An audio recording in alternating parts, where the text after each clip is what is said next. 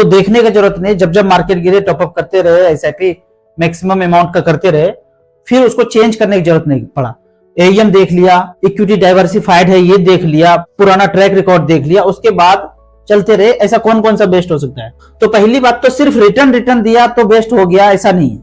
अगर हमने रिस्क कम लेना है और कोई अदर कैटेगरी का फंड सेलेक्ट किए जिसमें रिस्क कम है, तो ऑब्वियस सी बात है कि परसेंटेज भी वहां पे कम होगा। अगर एज ज्यादा है, बैलेंस कैटेगरी का फंड लिया, लार्ज कैप फंड लिया, तो जाहिर सी बात है कि रिस्क कम होगा और रिटर्न भी कम होगा, तो वो भी अपनी कैटेगरी में बेस्ट है। और रिस्क जो ज्यादा लेना चाहते हैं, एज कम है और ज्यादा से ज्यादा वेल्थ क्रिएशन ही उनका उद्देश्य है, तो स्मॉल कैप माइक्रो कैप लिए तो वो अपने कैटेगरी में बेस्ट है।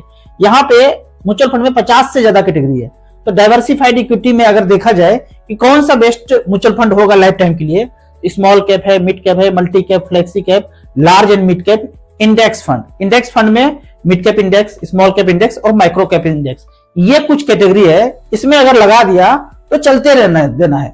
ये जो कैटेगरी है, जिसको ज्यादा रिस्क लेने का क्षमता है उसको इसमें जाना है, कम रिस्क लेना है तो बैलेंस कैटेगरी और लार्ज कैप।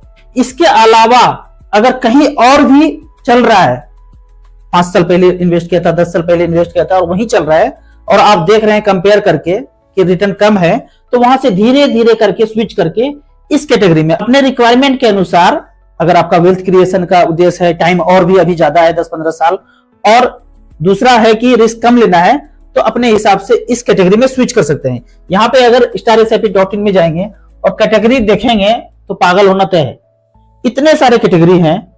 अब किसमें करें किसमें ना करें, तो जो कैटेगरी में बताया हूं वो डाइवर्सिफाइड इक्विटी है। अगर किसी और कैटेगरी में चल रहा है तो धीरे धीरे करके स्विच करके इधर आ जाना है। हाँ, आपका लिक्विड फंड में है, शॉर्ट टर्म डेट फंड में है, कम ड्यूरेशन के लिए, तो वो एक अलग चीज है, लेकिन वेल्थ क्रिएशन ही उद्देश्य है, तो आपको धीरे धीरे करके चेंज करना चाहिए। एक और क्वेश्चन हमेशा आता है कि HWP किससे करें? जो मिड कैप स्मॉल कैप चल रहा है क्या उसी से करूं? मैं जब HWP करूंगा, हालांकि कुछ दिन पहले मैं HDFC मिड कैप से किया था HWP, तो जो मेरा present mid cap small cap है उसी से अगर 15 साल आपने इन्वेस्ट कर दिए तो HWP इसी फंड से कर सकते हैं। लेकिन अभी नया नया है, 1 साल ही हुआ है, तब आपको बैलेंस कैटेगरी से HWP करना चाहिए। रिस्क कम है और इमीडिएट चाहिए तो बैलेंस कैटेगरी ही HWP करने के लिए अच्छा है। जो लोग भी म्यूचुअल फंड कर रहे हैं, वो जो जिनके पास अपना अपना कोई भी फंड का नाम है, उसको आपको सिंस इंसेप्शन में जाकर के, चाहे आप SIP कर रहे हैं या वन टाइम कर रहे हैं, आपके फंड का यहाँ पे एनालाइज करना चाहिए कि आपका फंड पीछे ये जब से शुरू हुआ, सिंस इंसेप्शन, इसने क्या रिटर्न दिया। अगर इसको टच करेंगे तो 3 साल, 4 साल, 5 साल, लगभग 25 साल तक है। लेकिन इससे अधिक भी जानना है तो सिंस इंसेप्शन, जब से ये फंड शुरू हुआ है तब से लेके आप देख सकते हैं। मिड कैप कैटेगरी में अगर देखें तो सिंस इंसेप्शन में HDFC मिड कैप अपॉर्चुनिटी 2007 से शुरू हुआ। अगर 5-5 हजार का SIP किया है तो 10,80,000 जमा हुआ है और 80 लाख रुपया बनाया है। ऐसा आगे भी बनाएगा कोई नहीं जानता है, कोई गारंटी नहीं दे सकता है। अगर पुराने, सबसे पुराने फंड का बात करें मिड कैप कैटेगरी में, तो 1995 से निपॉन ग्रोथ फंड शुरू हुआ, 5-5 हजार रुपए पर मंथ किया, 17,75,000 जमा हुआ है, 11 करोड़ रुपया बना है। कोई बिलीव नहीं कर सकते हैं। इस तरह से आपके पास जो फंड है उसको आपको खुद से एनालाइज करना है। मिड कैप, अगर मान लेते हैं आपके पास फ्लेक्सी कैप है, तो सिंस इंसेप्शन सेलेक्ट किया और देखा कि आपके पास जो फंड है HDFC फ्लेक्सी कैप 95 से चल रहा है, पर आपने शुरू किया होगा 2024 से। फ्रैंकलिन इंडिया फ्लेक्सी कैप चल रहा है 94 से, हो सकता है आप 2015 से शुरू कर रहे होंगे। पराग परिक फ्लेक्सी कैप काफी बेहतरीन फंड है, कंटिन्यू करना है, कभी परफॉर्म कम करेगा। या मोतीलाल का कोई फंड लिया या क्वांट का फंड लिया स्मॉल कैप, वो खराब कर रहा है, ऐसे नहीं कि स्विच करके दूसरे में चले जाना है। कभी 1-2 क्वार्टर खराब परफॉर्म करे तो इससे आपको भागना नहीं है, विचलित नहीं होना है, कंटिन्यू करते रहना है। क्योंकि अगर स्विच करेंगे, ये खराब कर रहा है, जिसमें स्विच किए वो भी खराब करे तो, फिर स्विच करेंगे वो भी खराब करे तो ऐसे नहीं करना है, आपको कंटिन्यू करते रहना है। तो ये तो जो डाटा था ये SIP का सिंस इंसेप्शन था। वन टाइम के सिंस इंसेप्शन में सेम वन टाइम में जाना है, ये वन टाइम है, और ये जो ग्राफ है वो SIP का रिकॉर्ड दिखाता है। तो हमने यहाँ StarSIP आइकन को टच किया, वन टाइम में सिंस इंसेप्शन सेलेक्ट किया, 1 लाख रुपए किसी ने इन्वेस्ट किया, तो सबसे पुराना फंड है निपॉन ग्रोथ फंड दिख रहा है आपको यहाँ पे। इसी तरह आपने वन टाइम किसी भी फंड में इन्वेस्ट किया है तो उस फंड को यहाँ पे एनालाइज करेंगे। अभी 1 साल के अंदर माइनस में अगर चल रहा है तो उससे आपको घबराना नहीं है, पीछे देखना है ट्रैक रिकॉर्ड कि फंड क्या किया है। अगर आपके ड्यूरेशन में कम परफॉर्म किया है तो ऐसा नहीं कि हमेशा ऐसे फंड ऐसा है, पीछे आपको चेक करते रहना है। पीछे चेक करेंगे तो थोड़ा सा आपको कॉन्फिडेंस आएगा कि नहीं, इसी फंड में कंटिन्यू बने रहना है। अभी मार्केट में कुछ एनएफओ आया है, हालांकि मैं तो कभी भी एनएफओ लेने के लिए मना नहीं करता हूं, लेकिन कोई बोल दे कि नहीं लेना ही है, नया फंड ही लेना है, 10 रुपया वाला ही लेना है, 10 रुपया वाला लेंगे और कोई 1000 रुपया वाला है तो आपको महंगा लगता है। 1000 रुपया में इतना बड़ा लोहे का रॉड आता है और 10 रुपए में इतना छोटा छोटा आता है, तो क्या ये सस्ता हो गया? 1000 रुपया देंगे, यहाँ पे छोटा छोटा टुकड़ा करके इतना बड़ा रोड आएगा, और 1000 रुपया इधर दिया तो एक रोड इतना बड़ा गया, दोनों तो बराबर ही है ना।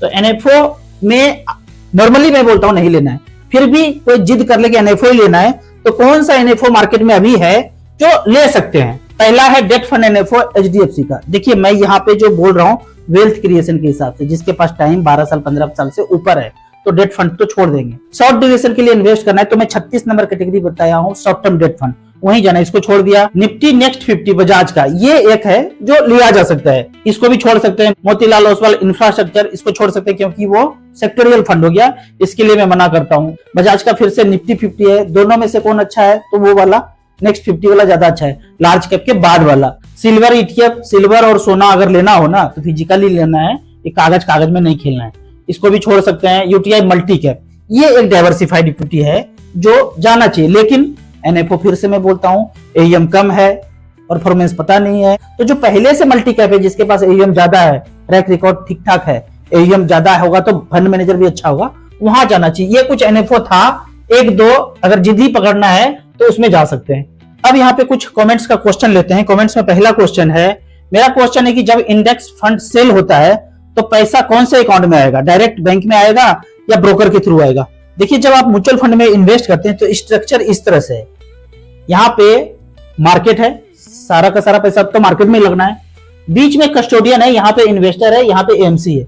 जब भी इन्वेस्टर का पैसा जाता है कस्टोडियन के अकाउंट में जाता है, और वो अकाउंट हर स्कीम का अलग अलग होता है। Current account HDFC flexi cap, SBI small cap, Nippon का कोई फंड है, सब स्कीम का अकाउंट अलग अलग होगा। उस स्कीम से पैसा जब भी मार्केट में जाएगा तो मार्केट में गया, जब रिडीम किया तो उसी स्कीम के अकाउंट में आएगा और वो उसको हैंडल करते हैं कस्टोडियन। ये एएमसी से अलग होता है, फंड मैनेजर इस सबसे अलग होता है। अगर एचडीएफसी म्यूचुअल फंड चला रहा है तो उसका कस्टोडियन हो सकता है एसबीआई या सिटी बैंक या कोटक बैंक, कोई दूसरा बैंक होगा। जो एएमसी चला रहा है उसी ग्रुप का कस्टोडियन नहीं होगा, तो ये अलग हो गया। और फंड मैनेजर एएमसी यहाँ बैठा है, ये सिर्फ मार्केट में इंस्ट्रक्शन देंगे, क्या बेचना है, क्या खरीदना है, कितने दिन तक बने रहना है, कुछ हो गया तो कितना सेल करना है, कितना होल्ड करना है, ये सब एएमसी फंड मैनेजर डिसाइड करेंगे, मार्केट का इंस्ट्रक्शन देंगे सिर्फ। लेकिन पैसा जो जब भी जाएगा कस्टोडियन के अकाउंट से जाएगा, तो जब भी आप रिडीम करेंगे तो इस अकाउंट से आके इसमें जाएगा। ये ब्रोकर का एएमसी का अकाउंट नहीं है, कस्टोडियन का है, जो इन्वेस्टर की सेफ्टी के लिए स्ट्रक्चर बनाया गया है कि ये अगर पंगाबाजी कर ले कि मैं घोटाला करके भागूंगा तो भाग जाओ, पैसा तो तुम्हारे पास है ही नहीं, पैसा किसी थर्ड पर्सन सिंगुलर नंबर के पास है, सबको मिले तब जाके घोटाला हो सकता है, इतना पॉसिबल नहीं है। मान लीजिए कोई बैंक है, उसमें 2% पैसा म्यूचुअल फंड का है, वो 2% घोटाला के लिए पूरा बैंक बैठा देगा? ऐसा तो नहीं करेंगे ना। तो इसीलिए म्यूचुअल फंड में देखा नहीं गया है कि कोई कांड बड़ा हो पाए। अब अगले क्वेश्चन की तरफ चलते हैं, कौन सा फंड फ्रेश इन्वेस्टमेंट के लिए सिलेक्ट किया जाए? निपॉन स्मॉल कैप, बंधन स्मॉल कैप। निपॉन में तो फ्रेश इन्वेस्टमेंट मतलब अगर आप एसआईपी करना चाहते हैं तो दोनों को बराबर बराबर करना है। वन टाइम करना चाहते हैं तो बंधन small cap, Nippon small cap one time लेते नहीं। एसआईपी के केस में आप दोनों ही फंड बेहतर है, आपको बराबर बराबर करके इन्वेस्ट करना है। अगर अचानक से एसआईपी का पैसा फिनिश हो जाए, एसआईपी नहीं कर पाएंगे फ्यूचर में, तो जो इन्वेस्टमेंट है उसी को 10 से 15 साल छोड़ दिया जाए। तो क्या ऐसे करके एसआईपी करना चाहिए? यदि आपके पास 10-15 साल टाइम है तो कैसे भी पैसा झोंक करके इन्वेस्ट किया जा सकता है। आपने जो पैसा लगाया वो बैंक, पोस्ट ऑफिस, सेफ से पर इधर उधर से अच्छा ही रिटर्न देंगे। क्यों?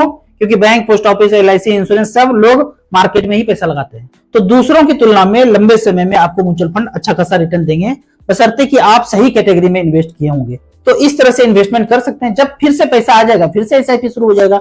म्यूचुअल फंड में यही तो खासियत है कि कभी स्टॉप, कभी बंद, कभी कंटिन्यू, कोई एक्स्ट्रा चार्जेस इसका नहीं है। राजू भाई, एसबीआई स्मॉल कैप का एनएवी ज्यादा है तो आगे भी क्या अच्छा रिटर्न दे सकते हैं? इसके लिए आप एसबीआई स्मॉल कैप के पोर्टफोलियो में जब जाएंगे ना तो फंड मैनेजर ने ये स्टॉक खरीद के रखा है।